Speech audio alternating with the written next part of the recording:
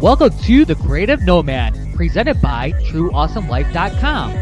I'm your host, JP Adkins, and I created this podcast because I want to tell the stories of the radicals, the ones who are out there making the world a better, more beautiful place, the amazing authors, artists, musicians, thought leaders, coaches, and yes, nomads who are out there living their true awesome lives and want to help others do the same. Are you ready to live your true awesome life? Go to TrueAwesomeLife.com and start your journey today. Hello, everyone, and welcome to The Creative Nomad. I'm so happy to have you guys here today, and we're so blessed to be here with Luke Harlan. And Luke, why don't you introduce yourself? Sure. Yeah, I'm Luke Harlan. I'm a transformational mindset coach. I love the theme intro music. I'm very pumped up. Very exciting. Yeah, a little bit. I don't know if we want to go deep into what I do and how I do it, or we want to that kind of fun stuff.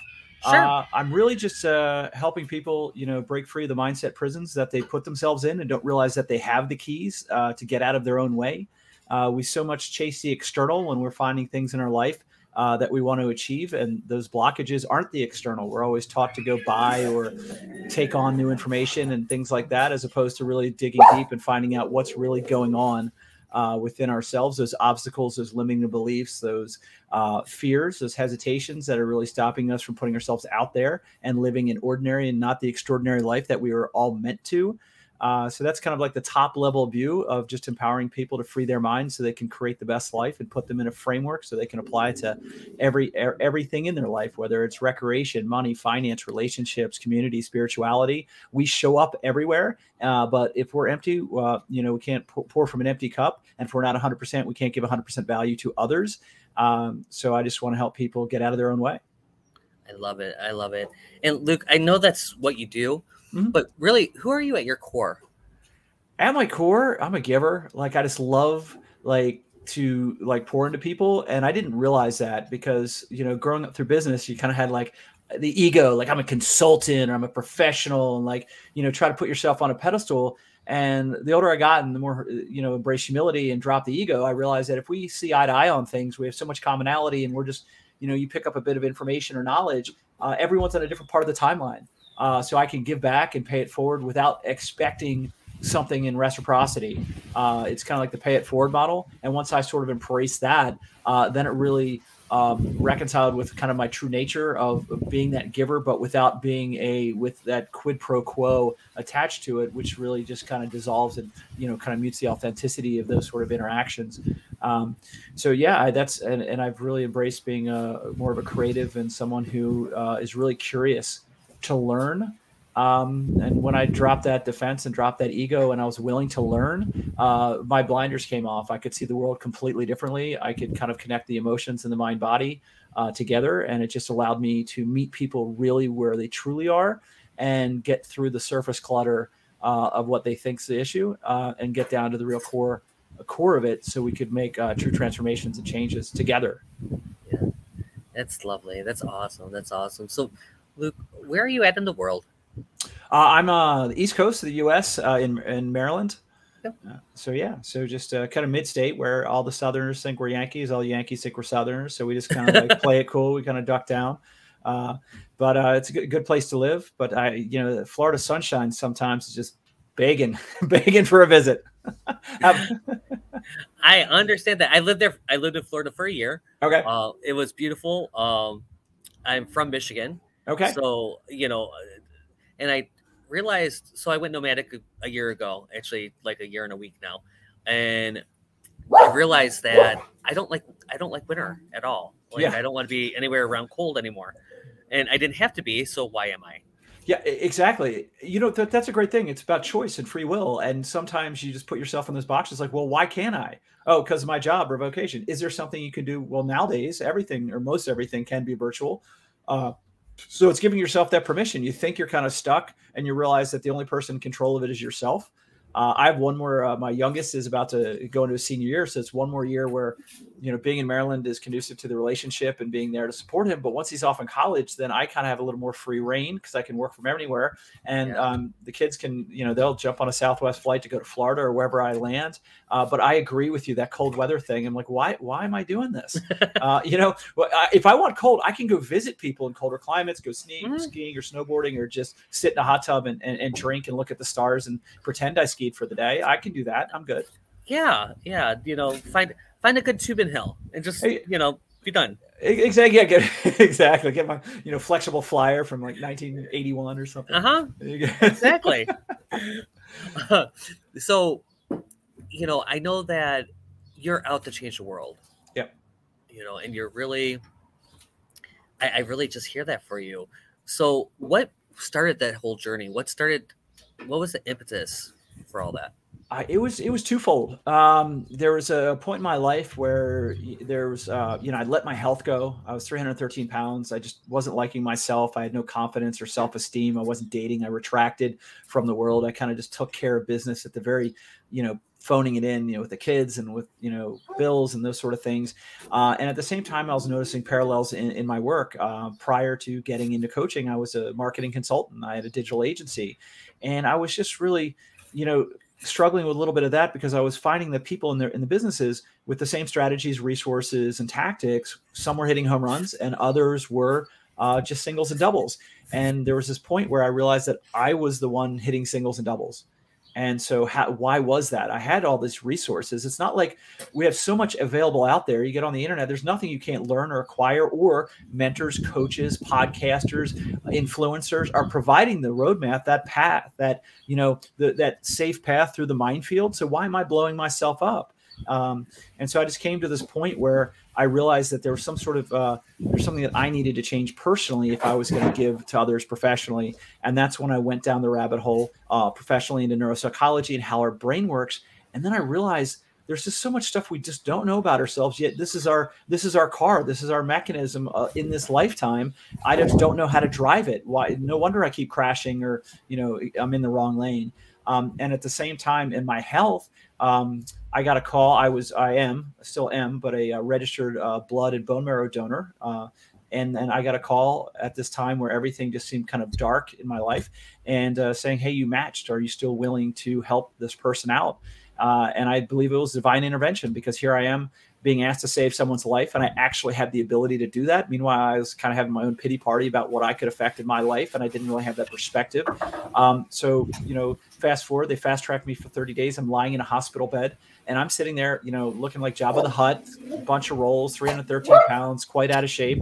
And it really dawned on me, and I literally broke down and started crying. I just had this emotional moment where there's this person somewhere else in the world who's dying of cancer, leukemia, that's been irradiated, waiting for my, donation to live.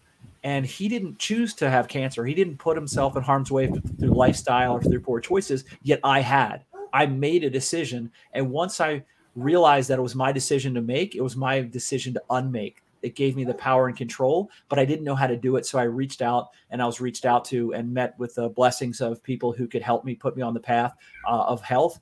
And I lost 75 pounds. And with that came mental clarity, this new renewed lease on life. I didn't realize how intrinsically your physical health affects your mental clarity and your ability to think clearly. And I felt like I had one of those standing in the ocean moments where you hear the waves or wherever you are, and suddenly you know what you want to do with your life. And I realized that I've been living this muted, dull life. I had, it's kind of like the Matrix, I had finally taken the red pill. I had waken up to the reality. It wasn't a pleasant reality, but because now I recognized that I had ownership and accountability of it for causing it, I could uncause it. I could change it. I could do things differently. And that's what I really want to pay others forward, is because the three things we can't give ourselves is that clarity, insight, and perspective.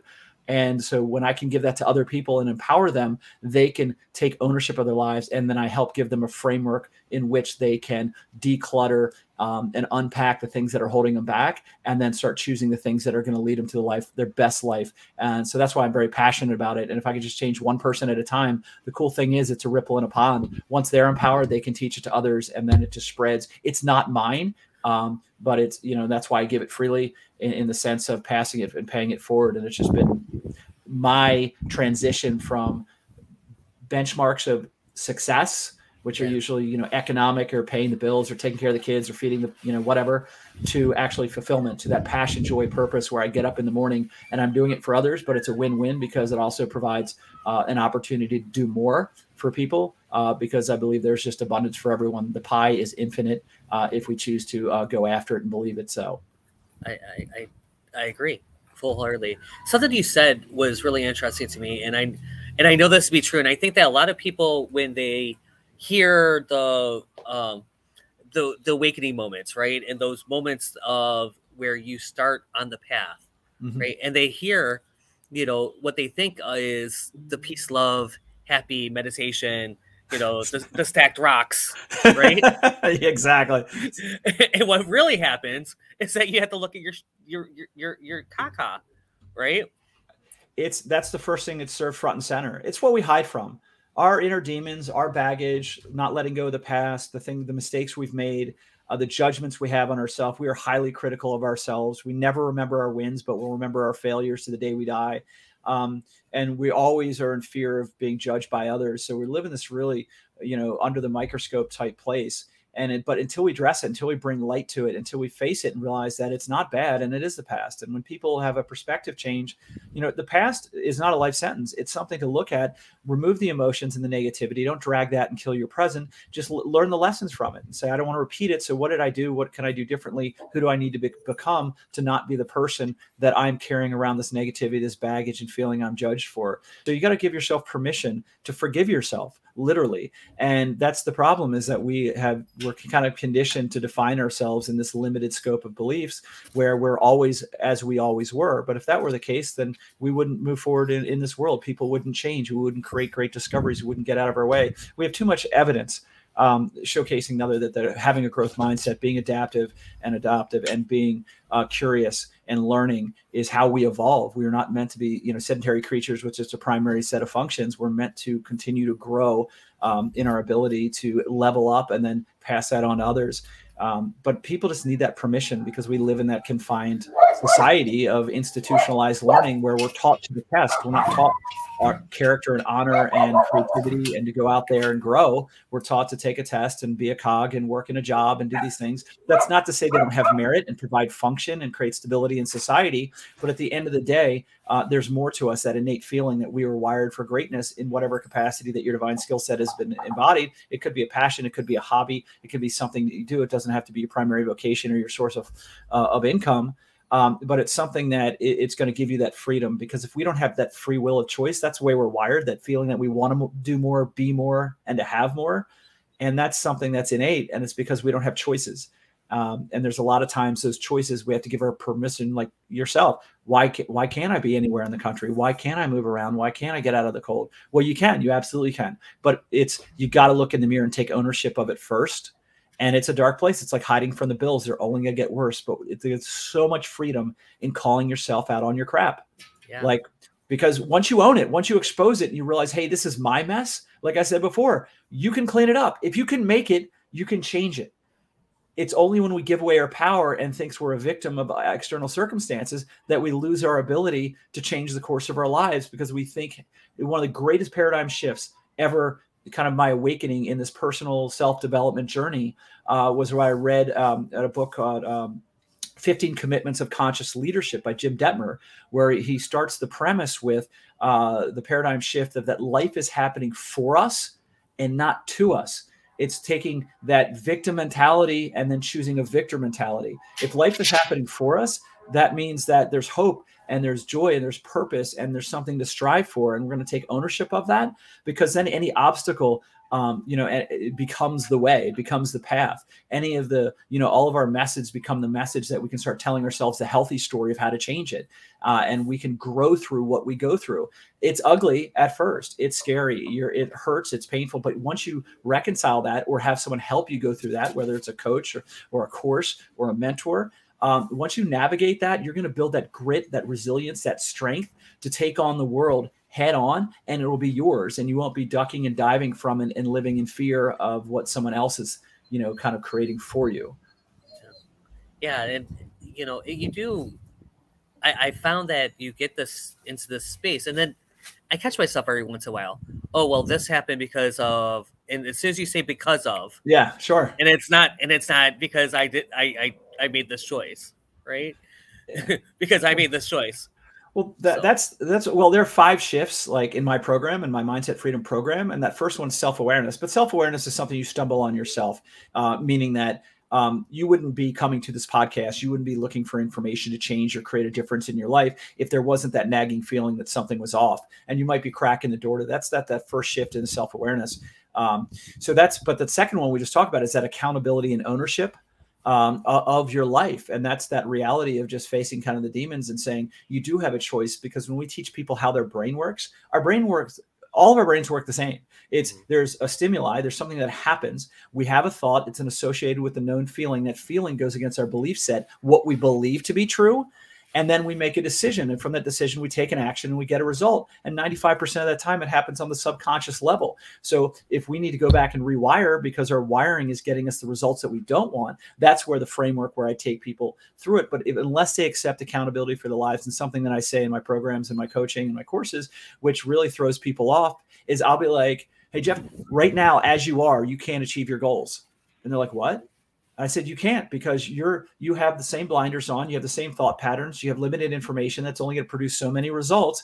Until you take ownership of it and take your ownership of your life, that you have control over it, then you'll be open to putting new information, having different permutations to take off the blinder, to be able to focus on the things and those habits, those behaviors that you can start emulating that become your own, and the stronger belief sets that allow you to grow into the person that can achieve your goals, to evolve into Jeff 2.0 and not just stay focused in that reciprocal, recycled moment of just repeating the same things over and over again. And that's something that once you give people the understanding of how our cognitive processes work and the neuropsychology behind it, it doesn't have to be deep. It's just, now that I know it exists, you can't unsee it, and you can't apply a thinking to it to recognize that, wait a minute, if I think one way, I can think differently, but I need to change something. And how I change that is this programmatic flow of framework that I provide for my clients. And that's just how I get on the other side. And again, we can't do it on our own because we lack the perspective, the clarity, and insight, or we're just at that conscious incompetent where we just don't know what we don't know.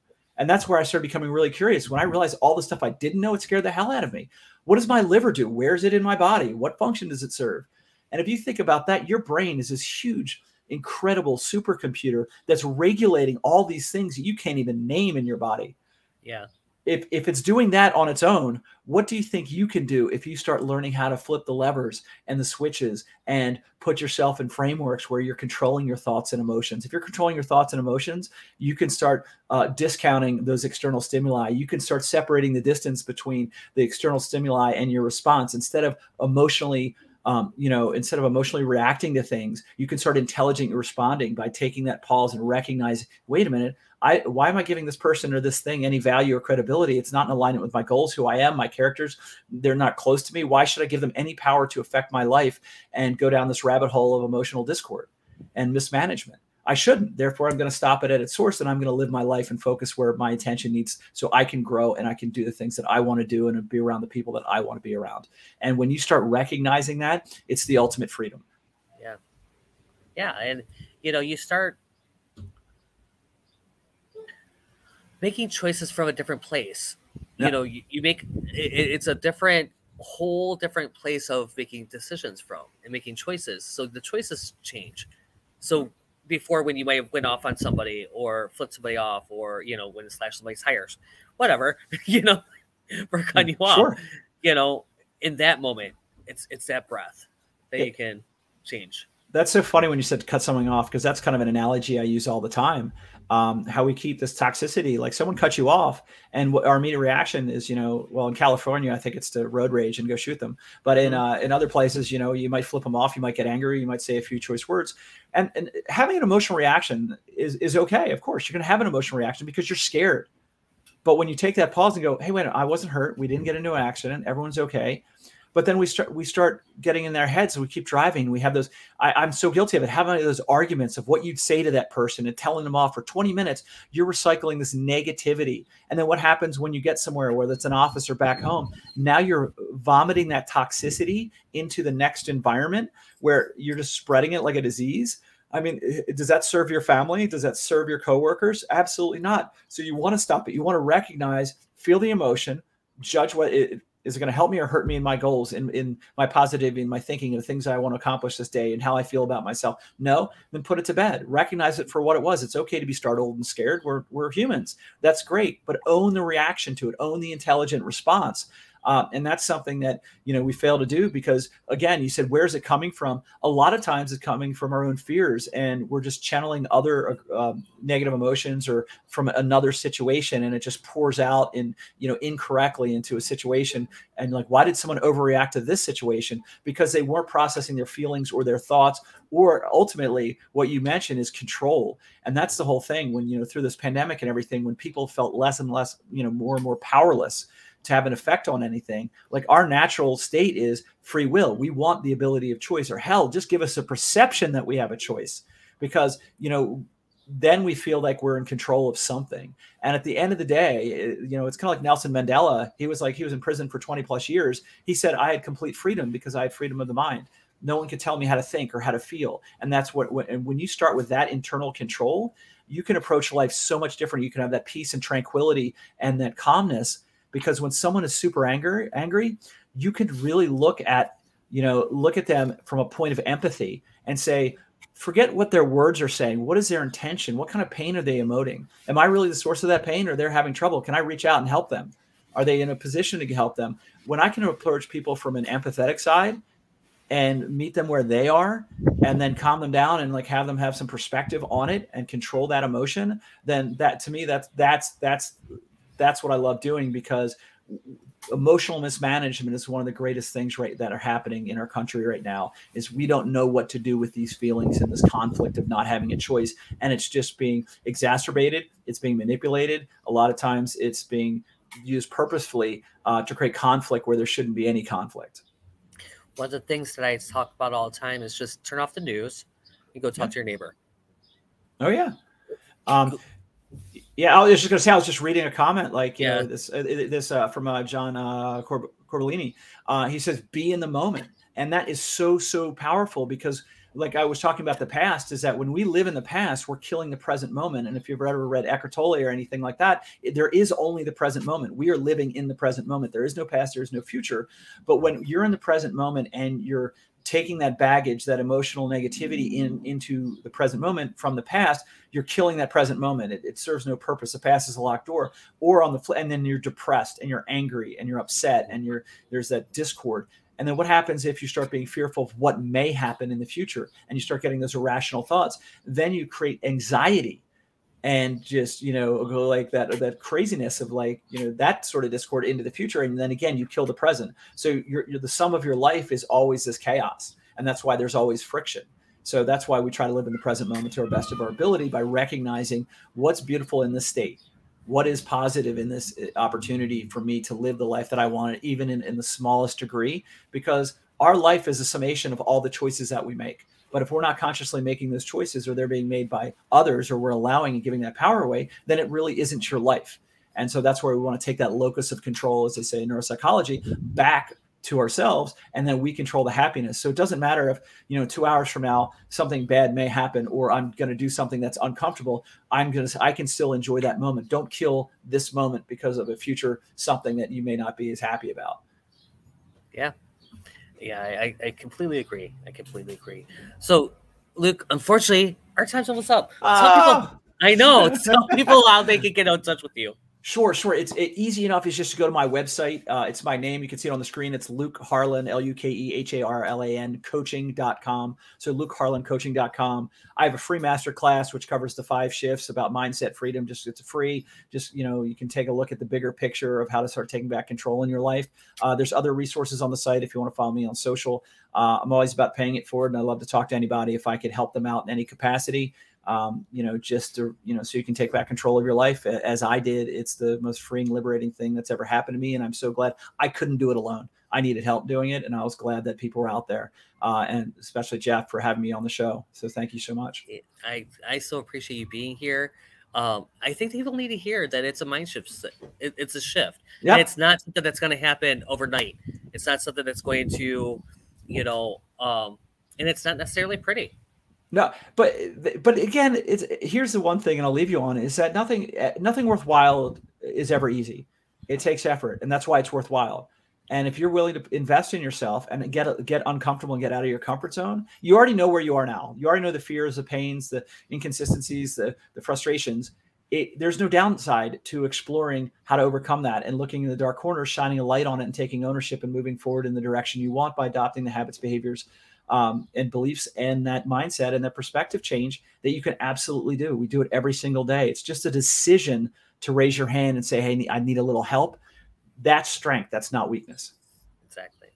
Exactly. All right, Luke, I appreciate you being here. I so appreciate everything you've said. You need to check out his website, lukeharlancoaching.com. You should have that somewhere up, down, around, depending where you are watching this, listening to this. Vogue. Yeah, we get the Vogue it out. Just Vogue it out and find it. So thanks so much. And folks, check out trueawesomelife.com. That's really all I have for you guys today. You are loved. I will see you guys very, very soon. And again, check out lukeharlancoaching.com.